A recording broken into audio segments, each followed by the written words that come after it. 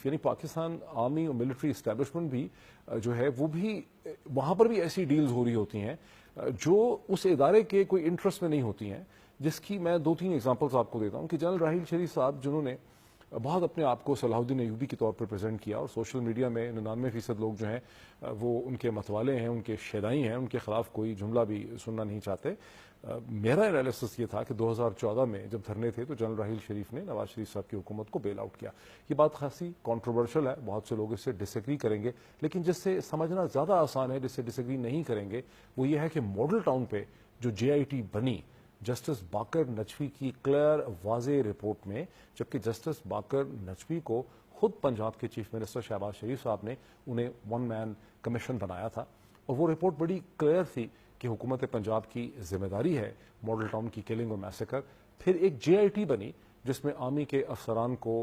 دیا گیا، اور میں یہ سمجھتا ہوں کہ راحیل شریف صاحب نے یہ بڑا کلیئر نظر آتا ہے کہ اس جے آئی ٹی میں جس کی انتہائی شرمناک قسم کی رپورٹ آئی، پوری تو سامنے بھی نہیں آ سکی، جو سمری ہمارے سامنے آئی اس میں جونیئر پولیس کے جو افسران تھے ان پہ ماڈل ٹاؤن کی کلنگز کی تمام تر ذمہ داری جو ہے وہ ڈال دی گئی. تو جنرل راحیل شریف صاحب نے ماڈل ٹاؤن کی جو کلنگز تھیں وہاں پر شریف فیملی کو انہوں نے بیل آؤٹ کیا، اور یہ جب بیل آؤٹس ہوتے ہیں تو یہ ٹریڈ آفس ہوتے ہیں. دوسری چیز یہ ہے کہ جنرل راحیل شریف اس وقت تک جب تک کہ ان کے الوداعی فیئرویل ڈنر نہیں شروع ہو گئے، یہ چیز ہم بہت اچھی طرح سے چیک کر چکے ہیں، میں سمجھتا ہوں سارے پاکستانی میڈیا کو اس کا پتہ ہے، اور یہ ان ڈسکشنز اور انٹرویوز کے نتیجے میں جو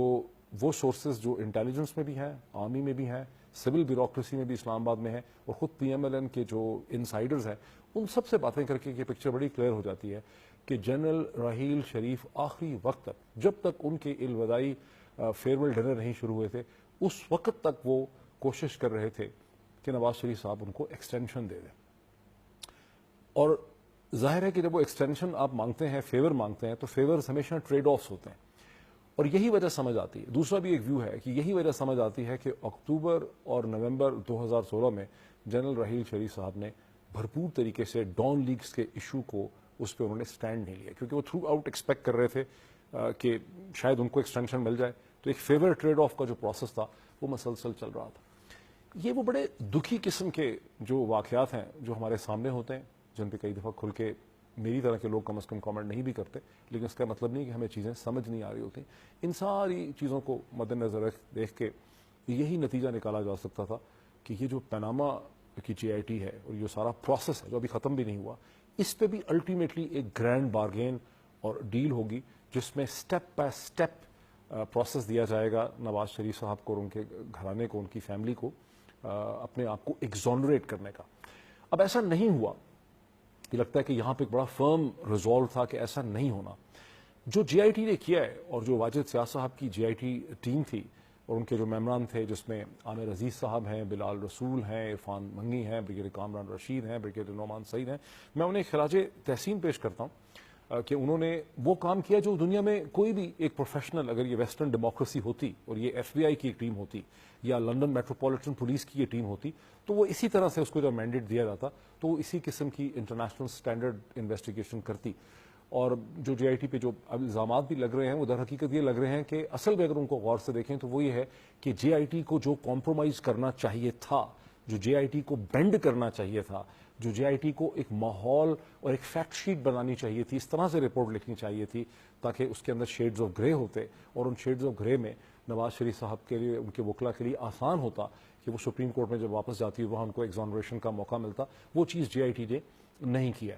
لیکن اس کا کیا مطلب ہے؟ اس کا مطلب کیا ہے کہ از دا پارٹی اوور، جیسا کہ سہیل وڑائد صاحب نے اپنے کالم میں 2 ہفتے پہلے لکھا تھا. یہ بھی دیکھنا ہے، کیونکہ ہم دیکھ رہے ہیں جیسے کہ شاہین سبائی صاحب بار بار ٹویٹ کر رہے ہیں کہ کیسے نواز شریف صاحب ایک ٹیم بھیج رہے ہیں اس وقت، یا وہ جا چکی ہے دبئی میں، جو کوشش کرے گی کہ وہاں سے یو اے ای کی منسٹری آف جسٹس کا وہ لیٹر جس میں یہ کلیریفائی کیا گیا ہے کہ اپریل 1980 کا 25% گلف اسٹیل ملز کا شیئر سیل ایگریمنٹ کبھی ہوا ہی نہیں، طارق شفیع صاحب کے نام پہ وہاں رجسٹر نہیں ہوا، وہاں ایگزسٹ ہی نہیں کرتا، اس کا کوئی کسی طرح سے سسپینشن کروایا جائے اس لیٹر کا، تاکہ ایک جواز بن سکے سپریم کورٹ کے سامنے آرگیو کرنے کا.